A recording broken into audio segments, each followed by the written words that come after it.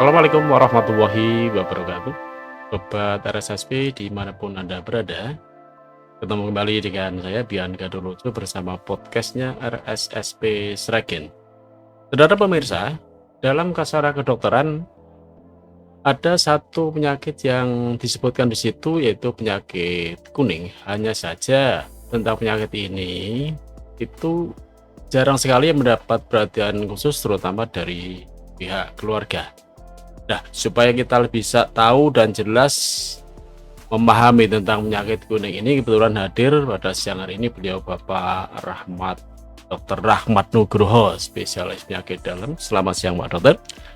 Ya, selamat siang Bapak. Assalamualaikum warahmatullahi wabarakatuh. Waalaikumsalam warahmatullahi wabarakatuh. Begini Pak Dokter, ini ada pertanyaan. Mengapa tubuh kita ini kok bisa menjadi kuning itu sebenarnya karena apa? Baik, terima kasih Bapak, sobat pendengar setia, pemirsa setia podcast Rumah Sakit Suhadi Prionegoro Sragen. Perlu diketahui bahwa kuning atau kita sebut bahasa medisnya ikterik, Ikterik ya.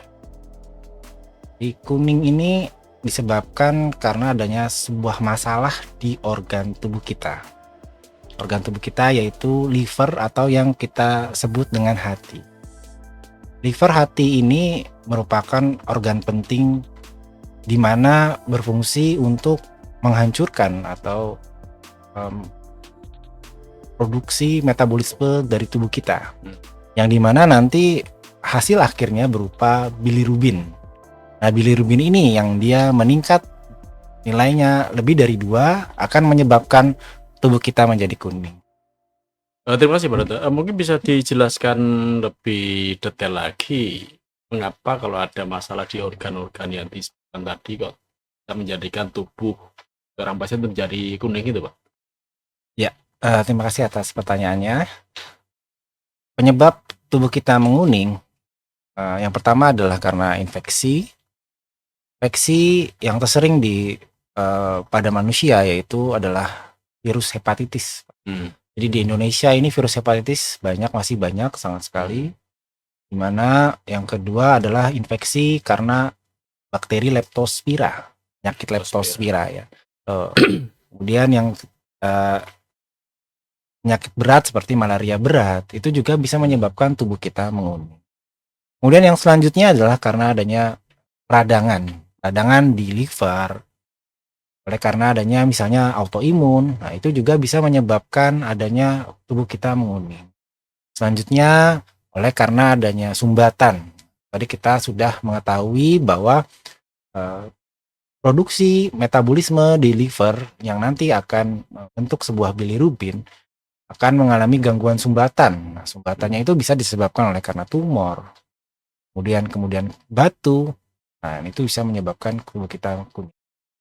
Kemudian yang terakhir, yang tidak kalah penting adalah karena obat-obatan. Obat-obatan, misalnya Bapak Ibu yang menggunakan obat secara sembarangan atau obatnya tidak teratur, ini akan bersifat meracuni tubuh.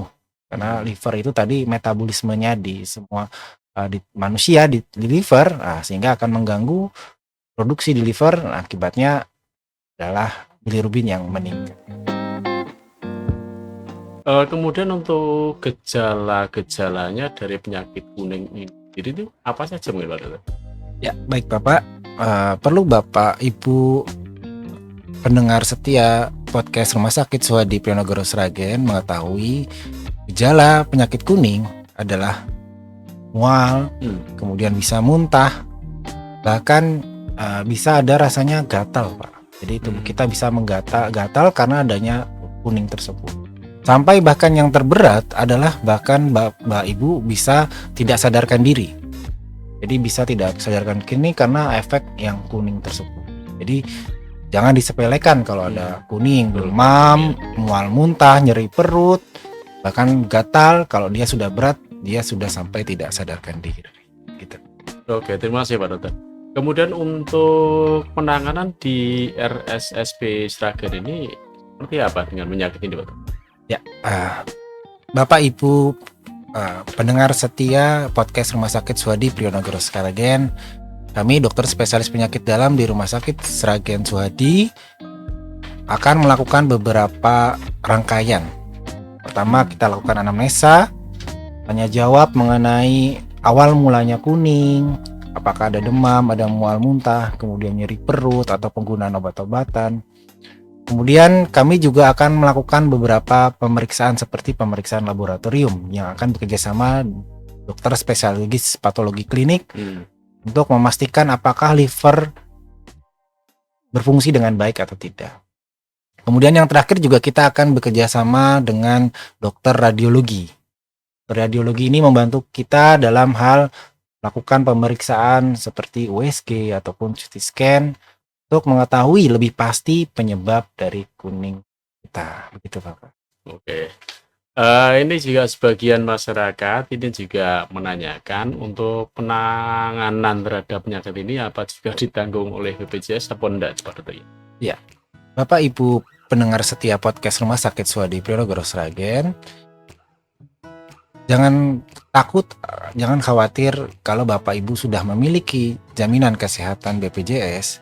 Silakan Bapak Ibu lakukan pemeriksaan di Rumah Sakit Sragen kami, karena kami sudah melakukan penyediaan beberapa alat dan juga lab.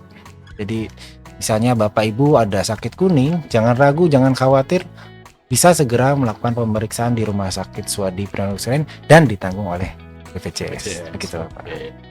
Baik, terima kasih Pak Dokter atas semua informasinya, dan di penghujung obrolan kita ini mungkin ada hal-hal yang perlu digarisbawahi tentunya berkaitan dengan masalah penyakit kuning. Terus silakan Pak. Ya, baik Bapak Ibu yang kami hormati, ketika Bapak Ibu ataupun keluarga atau tetangga yang kita lihat secara fisiknya tubuhnya menguning, maka ada baiknya lakukan segera pemeriksaan. Minimal periksa dulu ke puskesmas.